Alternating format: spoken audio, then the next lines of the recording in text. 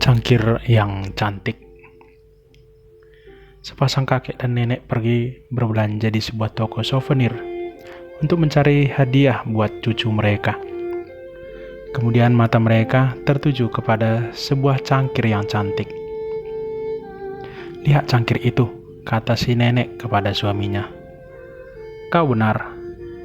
Inilah cangkir tercantik yang pernah aku lihat," ujar si kakek. Saat mereka mendekati cangkir itu, tiba-tiba cangkir yang dimaksud itu berbicara. "Terima kasih untuk perhatiannya. Perlu diketahui bahwa aku dulunya tidaklah cantik. Sebelum menjadi cangkir yang dikagumi, aku hanyalah seonggok tanah liat yang tidak berguna. Namun suatu hari ada seorang pengrajin dengan tangan kotor melempar aku ke sebuah roda berputar. Kemudian ia mulai memutar-mutar aku hingga aku merasa pusing.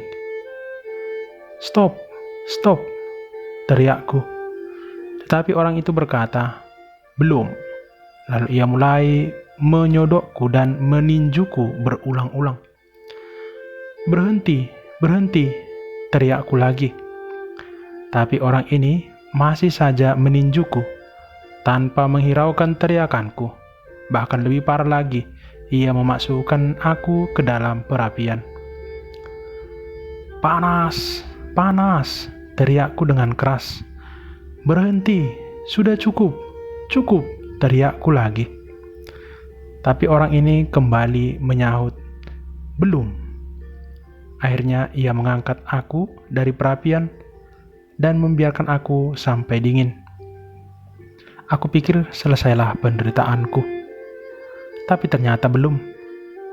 Setelah dingin, ia menyerahkan aku ke seorang wanita muda dan ia mulai mewarnai aku. Asapnya begitu memualkan.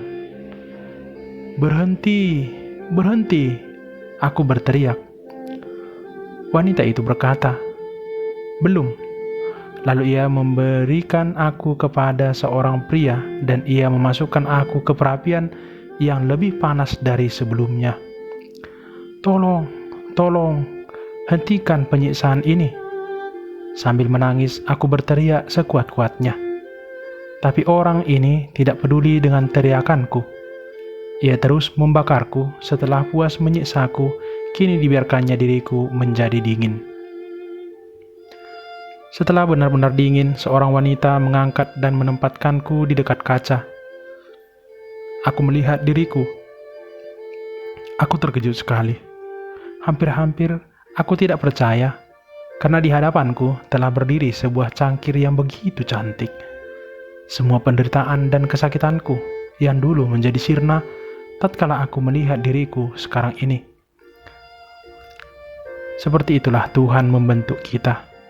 Ibarat sebuah cangkir yang cantik. Pada saat Tuhan membentuk kita mengarungi hidup ini, tidaklah menyenangkan, sakit, penuh penderitaan, dan banyak air mata. Tetapi inilah satu-satunya cara Tuhan untuk mengubah kita supaya menjadi cantik dan memancarkan kemuliaan-Nya.